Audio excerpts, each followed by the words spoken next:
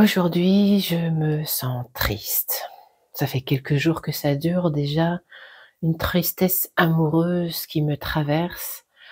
Hem, je suis en train d'accoucher de mon petit garçon. Mon troisième enfant est en train de passer à l'âge adulte. Il a quitté le nid aujourd'hui et il a quitté le nid pour vivre sa vie d'homme. Et j'ai pas eu mis beaucoup de temps, enfin il a pas j'ai pas eu beaucoup de temps pour me préparer à cela. Ça a été très vite, assez fulgurant à l'image, de ses transformations à lui, et je fais comme je peux pour me laisser traverser par cet état de tristesse. Alors ce qui est très intéressant dans ce changement d'état, de cet état de deuil, de passer d'un état à l'autre, c'est que, c'est pas une tristesse qui s'appuie sur du vide, d'accord? C'est une tristesse amoureuse où j'accepte de me laisser traverser par le processus, de me laisser traverser par les pleurs, hem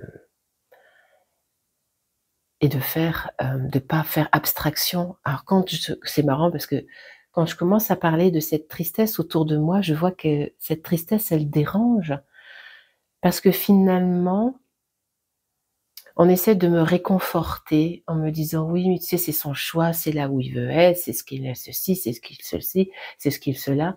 Comme si finalement, on me demandait inconsciemment d'être dans le déni finalement de cette tristesse, et pourtant je sens que c'est totalement inévitable. Je ne peux pas éviter cette tristesse, elle est plus forte que tout et c'est une tristesse extrêmement vivante puisqu'elle est consciente, elle est accueillie.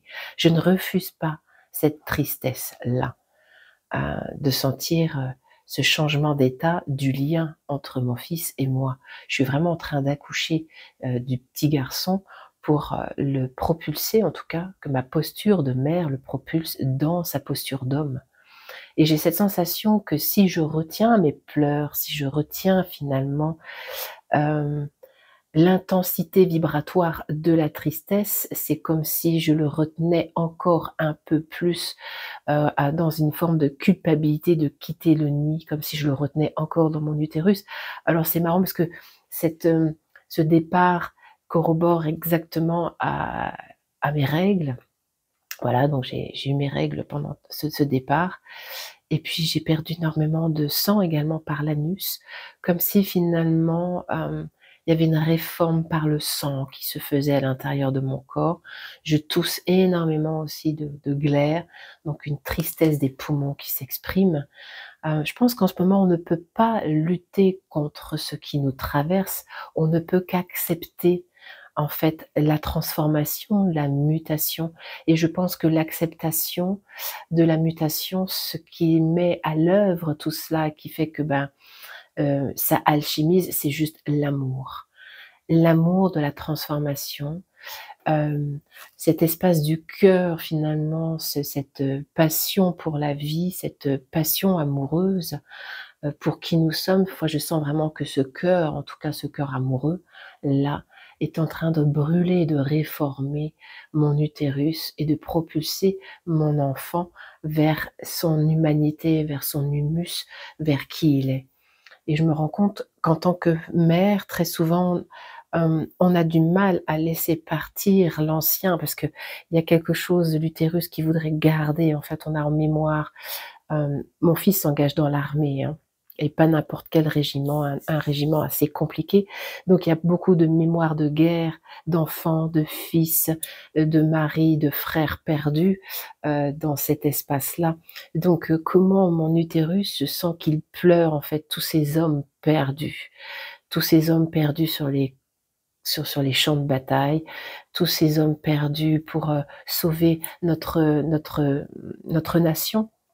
Voilà, il y a vraiment cette notion de deuil, presque même de sacrifice.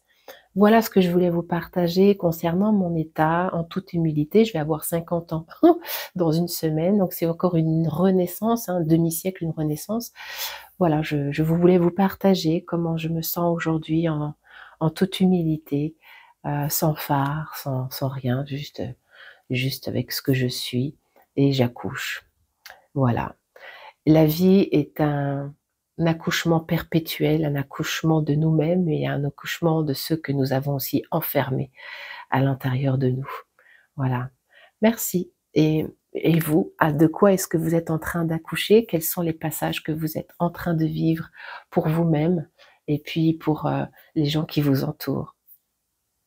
Clique, si tu es pas abonné à ma chaîne YouTube, n'hésite pas à t'abonner, hein, je partage beaucoup de contenu. Voilà. Ciao, ciao, ciao. Clique, juste là, un petit pouce, hop et c'est parti.